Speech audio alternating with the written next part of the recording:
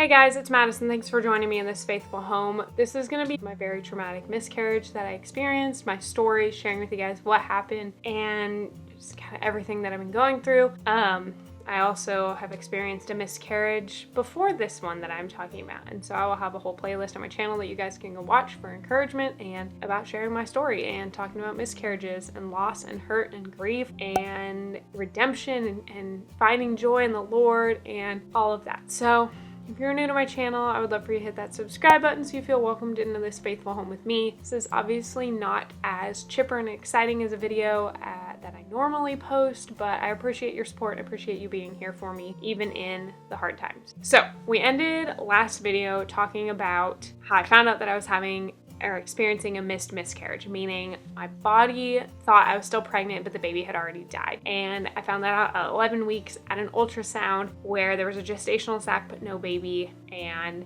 the doctors explaining everything to me. So the doctors explained the options, how I had 2 weeks that he would want to give me to see if my body would naturally miscarry and kind of finish out the miscarriage, but if not, I was going to have to go in and do some procedures or kind of that next step. He also encouraged me that there was nothing wrong with my body and that I didn't do anything wrong. And so I wanted, before I, tell you about the very hard parts of this, encourage you that you didn't do anything wrong. Don't beat yourself up for it. It's not that you missed taking your prenatal one day. It's not that you ate something bad or you didn't exercise. Please don't put that burden on yourself, because that is a scary path that you can walk down and never walk out of. And I don't want you to feel like you're the problem. Yes, there may be things, levels in your body that are just kind of out of sorts, but don't think that you are doing something wrong. This was on a Tuesday, this ultrasound. This was April 25th. Fast forward to that following Friday, so 3 days later in the evening, started getting a little crampy, and I was thinking, okay, maybe I'm about to start bleeding. I'm feeling some cramps, not feeling that great. There's a possibility that maybe this miscarriage is coming, and I was praying for it to happen naturally so I wouldn't have to do anything, go in through any procedures, anything dramatic. So Friday comes, cramping bleeds into Saturday. Saturday, we had a birthday party to go to for a friend of mine. She's in my Bible study. Her baby is turning 1. Let me tell you that what I was going through leading up to her birthday, I would not have gone to anybody else's birthday party. Probably 3 other people I could name, because of how much pain I was in and how I was feeling. So before her son's birthday party, I started bleeding, and it was a little bit, and I was having to go to the bathroom every 5-10 minutes. I wasn't feeling great. So then we go to the birthday party, David, myself, Lorelai, and the whole birthday party, I'm curled up fetal position in their armchair. It's at their house, and I'm going to the bathroom every 5 minutes.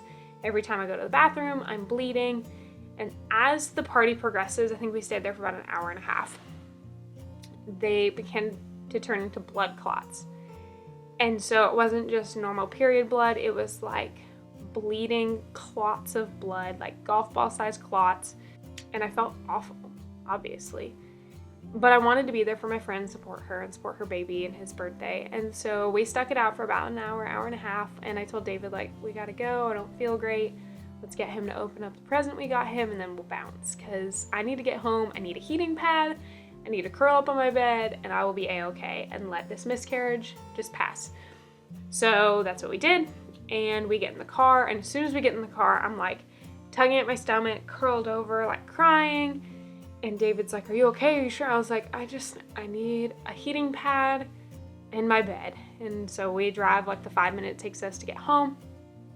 And David and I had been working on a project outside with some river rock in our front landscaping. So we had a big dump trailer that we had rock in. And he was hey, how about this? You go inside, you lay down, you rest. I'll stay outside with Lorelai. I'll keep her entertained, and I'll work on this project. And so I say all that because the dump trailer is loud, and so he wouldn't hear anything inside, and I didn't really hear it outside, but he wouldn't have been able to hear me. So I barely make it in the door, and I'm instantly hit to the ground. The cramps are insane. It feels like my stomach is ripping out of me. And when I say it felt worse than labor pains, and I had a natural, unmedicated home birth, and this was worse than labor pains, that puts it in perspective of how painful it was. So I was screaming out, like audibly yelling, hunched over, clutching my stomach, like I just need to get into bed. And in hindsight, I should have gotten David right then. But when you're kind of in that state, you don't think straight. So I make to our bedroom, I turn the heating pad on, I barely get it heated up, I feel like I'm gonna bleed. So I rush to the bathroom, golf ball clots are coming out, like 3 or 4 at a time. Go back to the bedroom, like crawl my way back to the bedroom, barely make it there, have to go all the way back to the bathroom, more blood clots. To the point where I'm like, I've lost like 11 or 12 blood clots in like 5 minutes. That's bad. Red flag going off my head. So I like drop the heating pad, I crawl back into the bedroom, grab the first thing I could get to put clothes on, which happened to be a brand new dress that I got for my mom for my birthday. I throw that dress on, I barely can crawl to the living room, to the front door, like open the front door, laying on the ground, screaming. David sees me, he jumps out of the dump trailer, comes rushing towards me, flings the door open, my neighbor comes running, like, what can I do? And basically I was like, I need to go. And he was like, I need to get you to the hospital. Like, I thought I was dying, I'm like bleeding out. He throws me in the back of the truck, unhooks the trailer, because Lorelai's already buckled into her car seat in the truck. David calls my mom so that she can meet us at the hospital, so that she can take Lorelai. My neighbor's offering to keep her, but we already had her like set in the car seat. And so he was like, it's okay, I'm gonna get there, rushes me to the hospital. I'm just bleeding out in the truck, blood clots, pain, squeezing my stomach. And the only reason David knew that I was still alive in the back seat is because I was still criticizing his driving, because he was honking his horn at people to try to get them to move out of the way, because obviously we were in an emergent situation. And so I kept saying, please don't honk your horn, please don't honk your horn. And that literally gave him the peace of mind knowing that I was still alive in the back seat. So he gets me to the hospital, barely makes it into the Sally port. He runs in, get a nurse. The nurses run out with a wheelchair. They grab me and they like have to like put me in the wheelchair because I can't move. I'm like slumped over on it. They check me in. He was like, I got my baby in the car. I got it. And they're like, go, take care of your baby. They get me in. They're asking me like my name, my date of birth, what's going on. I barely can say my name. I barely can say my date of birth. Thankfully, I already was in their system, so it was easy for them to like find out who I was, because I was incoherent. They could not understand what I was saying. I'm like gushing out blood clots all over the wheelchair, all over the floor of the lobby of the ER. They get me checked in, and I give the rundown of like I'm 11 weeks pregnant, and I already found out I was miscarrying. And so they knew I was going through a miscarriage. They knew it was 11 weeks along. They wheel me into a room. This room is like shared by a curtain in the ER, like instantly. Trauma room, go. Put me in there, get me like set for fluids and an IV line. And they like have the port set. And then a nurse comes in, my nurse that I had, and she was like, you need to be somewhere more comfortable. Well, I'm like still like gushing out blood, cramping. It's almost like labor pains where every like minute it would just cramp and then like just spew out blood clots. And so she was like, you need to be somewhere more private. Takes my hospital bed, starts wheeling me. The nurse's station was like, whoa, where are you taking her? She was like, I'm going in one of the empty rooms. They're like, oh, those rooms are already accounted for. Somebody's about to go in there. She was like, nah, you can figure it out. Hijack someone else's room in the trauma unit of the ER. And so that I have like my own enclosed space, which was really sweet. She was like, look, I know you're going through a lot right now. You don't need to be around other people. You need to be, by yourself with your husband. David comes in, and the first thing I think of is, where's Lorelai? Is she okay? And he's like, your mom came and picked her up. It's okay. She's safe. She's taking her back to our house. She's okay. So I'm still like pushing out blood clots, but I calmed down. The pain has started to subside, like compared to that first like 20-minute stretch, the pain was lessening. My nurse comes in and was like, all right, I've got some pain medicine for you. And I was like, I don't want that. Not one to take pain medicine, rarely. The pain was already like way less than it was before. I was able to talk coherently, and I'm like, I don't want any pain medicine. I'm good. And so she was like, all right, well, I'll go return it and I'll come back. So by this point, I'm sitting in a pool of blood, and the doctor comes in and he was like, all right, so they gave me the rundown that you're 11 weeks pregnant, you're going through a miscarriage. What else do I need to know? He had great bedside manner. He let me give him like the rundown of what was going on. And at that point, like the pain was a whole lot better. I was still bleeding out, but I was able to talk. And so I got to explain like my whole history of like from having Lorelai until like now. And he was like, okay, well, I'm gonna have to go and do a physical exam to see what's going on. And so obviously I consented to that. He went in with a speculum, and basically there was so much blood already that he had to clear all that before he can even see into my cervix. My cervix was dilated, and because of that and the miscarriage, I had tissue stuck at the opening of my cervix. And so my body was pushing blood clots, like my own blood, just pushing it out, trying to dislodge what was wrong with my body. So my body was actually doing what it was supposed to do, which is so cool and crazy to think that like my body was trying to help me. But because it wasn't able to actually dislodge what was stuck, I was bleeding out. He said, I'm really glad that you came into the hospital because that could have been really bad. Obviously I could have died from that. So he went in, and without to get even more graphic than I already am, he did a procedure, a manual procedure of going in and scraping out everything from the inside of my uterus. And it was a lot of pass-throughs, it was a lot of blood.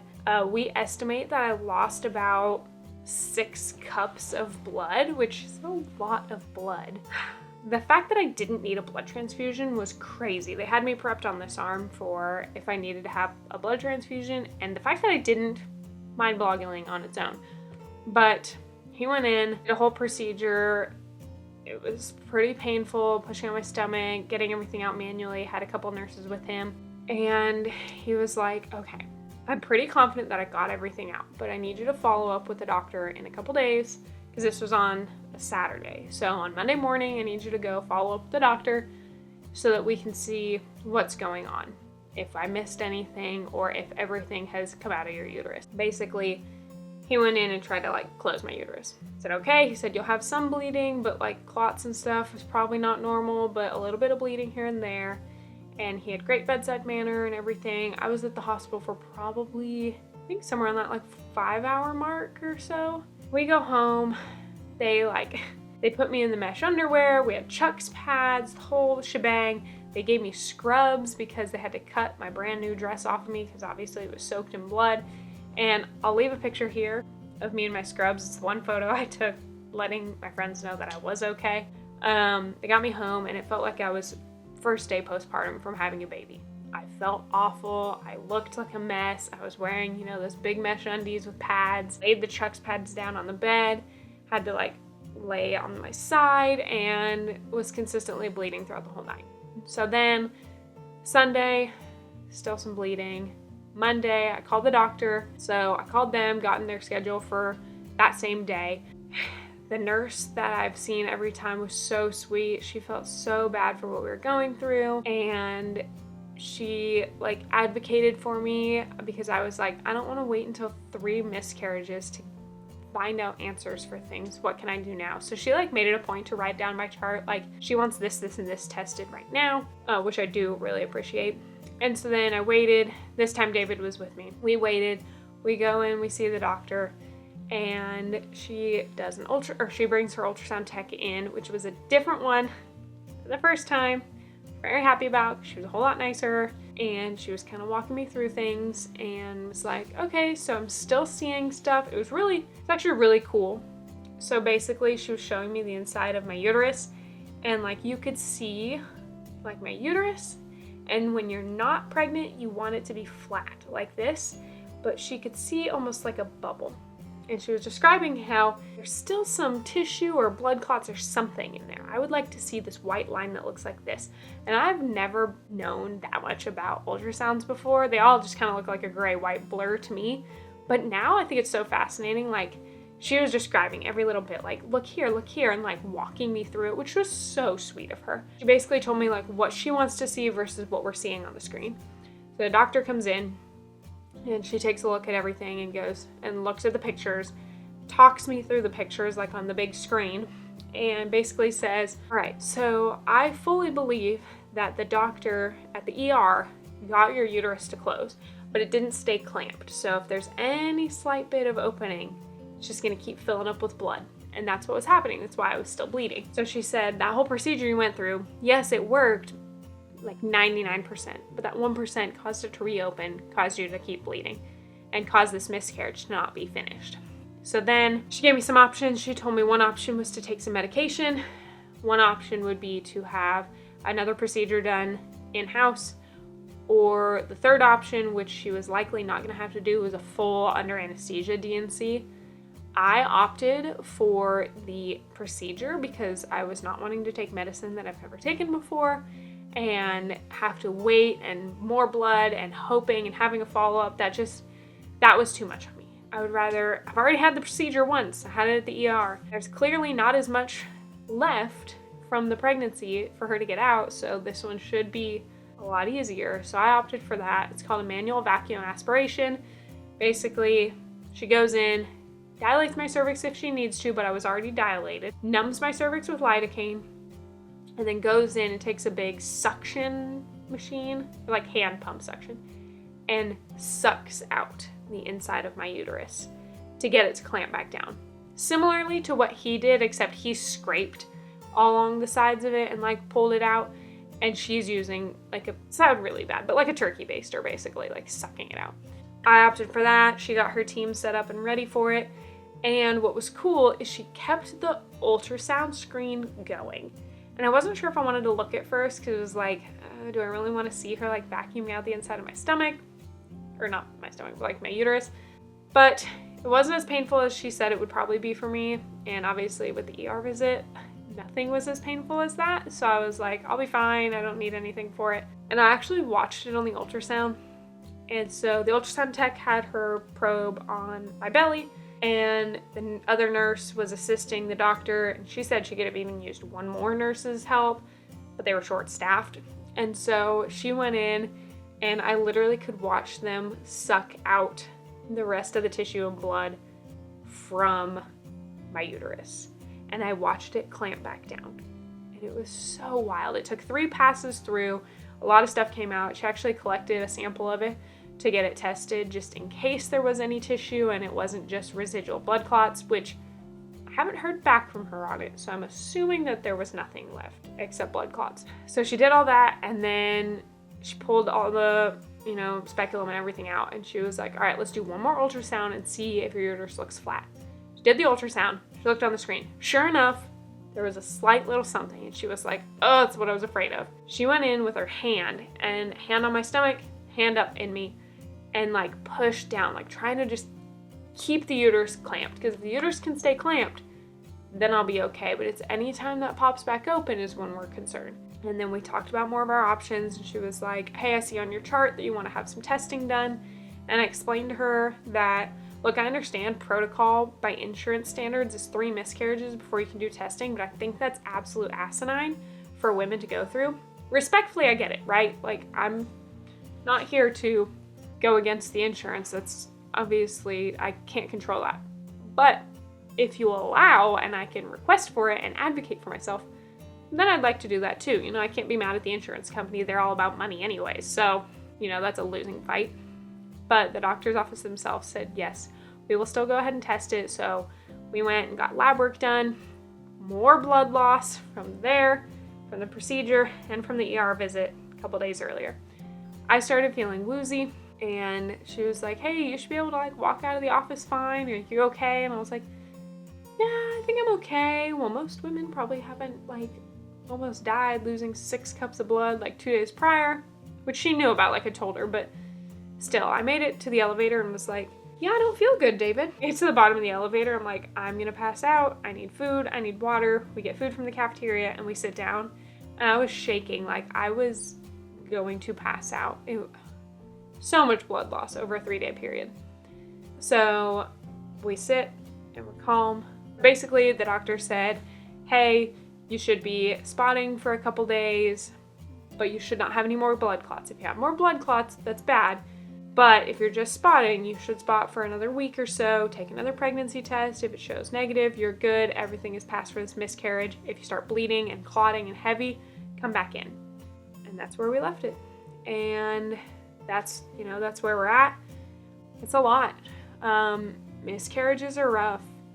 I'm surprised that I was able to talk through it without crying, probably because I'm starting to work on processing through it, and I'm hit or miss on crying during this, especially when like I can keep it very factual, like this happened, this happened, this happened, and try not to let the emotions get me, because once I do, like I'm a basket case. But it sucked. The doctor suggested that we don't get pregnant right away again because of all the trauma that I've experienced physically and mentally. She suggested I wait till I have a normal period, which may take 1 to 3 cycles for that to happen. And I'm processing it. Like that's a lot. I want to get pregnant, but I don't want to get pregnant because I don't want to have another miscarriage.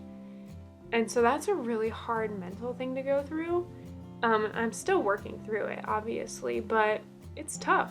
It's not easy, and I fully can sympathize and talk through it with other women who have had miscarriages, who have had to have procedures, who have had that trauma, because I've been there now and it sucks.